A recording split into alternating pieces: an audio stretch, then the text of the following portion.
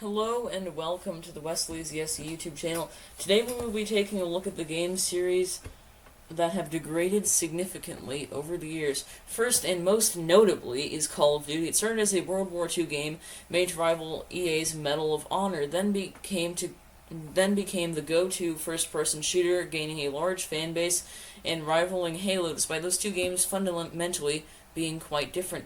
Anyways, Call of Duty reached its peak in the late 2000s to early 2010s with both the Black Ops and Modern Warfare series. After that, they had a bit of a let's goof around and maybe it'll work, with games like Advanced Warfare and Infinite Warfare.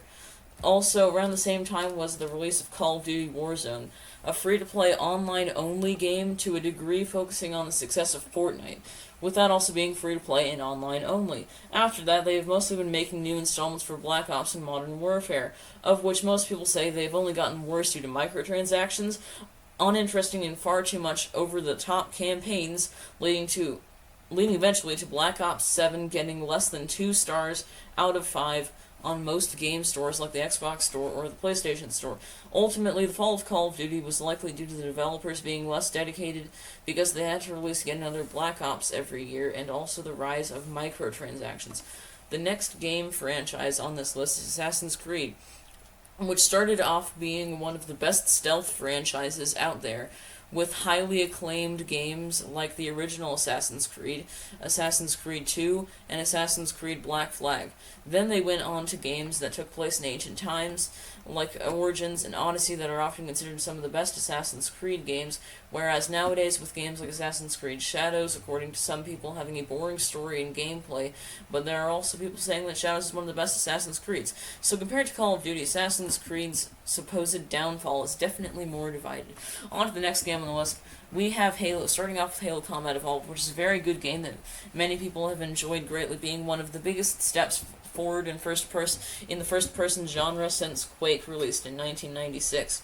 The follow-up, that being Halo 2, is generally considered to be even better than the first game, having a greatly expanded story and more balance and overall better multiplayer. Next in the franchise is the legendary Halo 3, which is ultimately hard to put into words.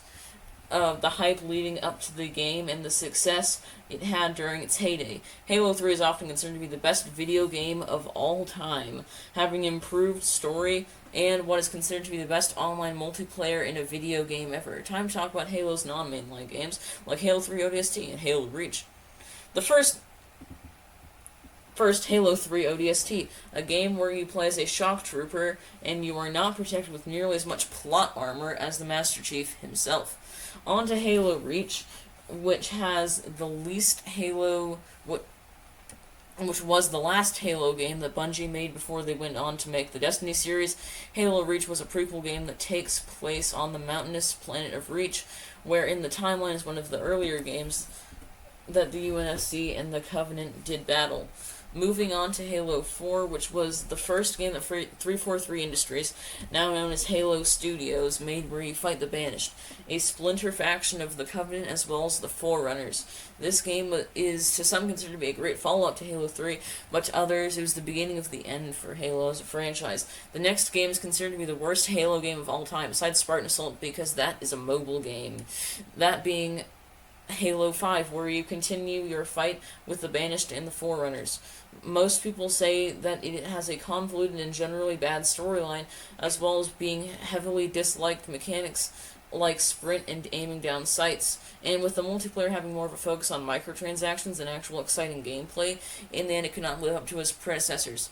Moving on to the last Halo game so far, that being Halo Infinite. This game being hyped up as a make or break for Halo. The story ended up being on an open world, that being on the Zeta Ring.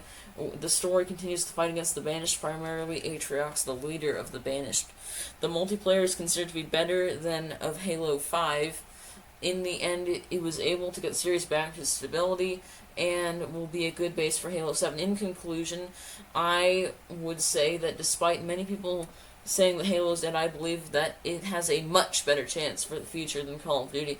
Thank you for watching this video. I hope that you have a good rest of your day, and I would highly appreciate if you gave me some tips and or feedback. And yes, if you have been watching the video, not just listening to it, I know I suck at Halo 3. Goodbye.